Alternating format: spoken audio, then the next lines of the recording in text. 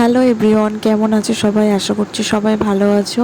তো good morning সবাইকে। আজ সকাল সকাল ঘুম থেকে উঠে পড়েছি আর একদম পুরো রেডি হয়ে গেছি। তো বেরিয়ে পড়বো, অনেক সকাল সকাল করে বেরিয়ে পড়বো, কারণ অনেকটা রাস্তা আমাদের যেতে হবে। আর কোথায় যাচ্ছি না যাচ্ছি সবটাই তোমাদের সঙ্গে শেয়ার করব। তো তোমরা তো আমার আগের ভিডিওটাতে দেখেই নিয়েছো যে আমার মামার ছেলের বিয়ে ছিল। তো আমি রিসেপশনের ভিডিওটা তোমাদের সঙ্গে শেয়ার করেছি। তো আজকেই মানে দাদার বিয়ে। তো আজকে আমরা বেরিয়ে পড়েছি, দিদি, জামাইবাবু, দিদির মেয়ে আর আমরা। তো আমরা ছজনে একসঙ্গেই বেরিয়েছি, কারণ অনেকটা রাস্তা যেতে হবে, যার জন্য অনেকটা সকাল সকাল আমরা রেডি হয়ে বেরিয়ে পড়েছি।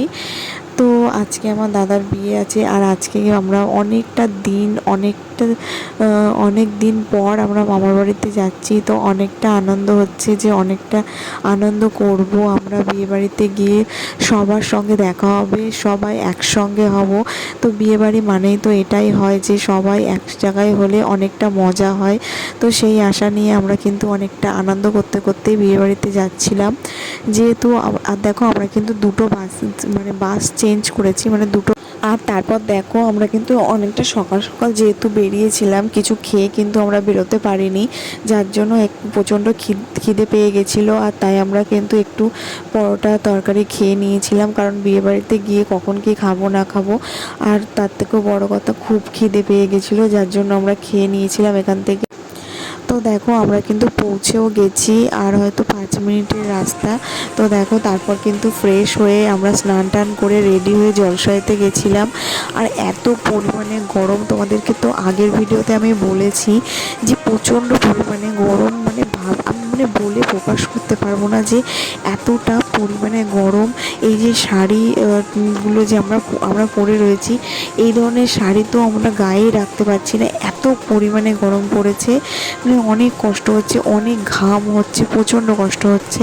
তো আমি কিন্তু অনেকটা যেহেতু বিয়েবাড়িতে গেছি, একেবারে সাজুগুজু না করলে কিন্তু একদমই ভালো লাগে না। যেহেতু আমরা মেয়ে, আমাদের কিন্তু একটু সাজুগুজু করতে ইচ্ছা করে। তো সেই হিসাবে কিন্তু সুন্দর করে সাজুগুজু করে বেরিয়েছিলাম, কিন্তু আমি কিন্তু শেষ অবধি যেতে পারিনি, খুবই কষ্ট হচ্ছিল। আর দেখো আমার মাম্মামকে কিন্তু আমার মা কোলে নিয়ে রেখেছিল, আর মাকে কিন্তু অনেকটা কষ্ট হচ্ছিলো, যার জন্য আমি হাফ রাস্তায় এসে চলে এসেছিলাম। আর তারপরে আর কোনো ভিডিও করা হয়নি, ডাইরেক্ট দেখো বিয়েবাড়িতে এসে ভিডিও করেছি। আর ওদিকে তো দেখলেই যে ওদিকে বিয়ে শুরু হয়ে গেছে, আর আমরা এদিকে প্যান্ডেলে খেতে বসে পড়েছি। খুব গরম লাগছিল, মানে ভালো লাগছিল না বিয়ে বাড়িতে, যার জন্য ভাবলাম না, তাড়াতাড়ি করে খেয়ে দিয়ে আমরা বেরিয়ে পড়ি। তো যার জন্য আমরা এখানে দেখো খেতেও বসে পড়েছি।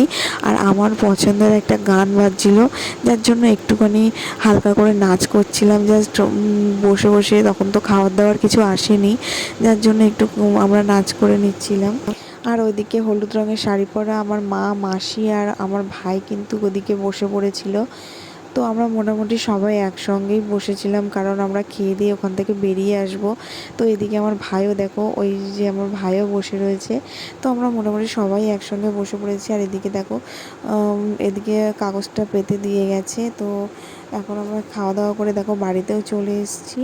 আর এদিকে আমার খুবই জল তেষ্টা পেয়েছিল, আর সেই রাত্রেবেলা একটা বোতলেও জল নেই গাইস, দেখো। আর আমি কিন্তু ওষুধ খাচ্ছিলাম, যেহেতু গরমের মধ্যে এত রিচ খেয়েছি, যার জন্য আমি গ্যাসের ওষুধ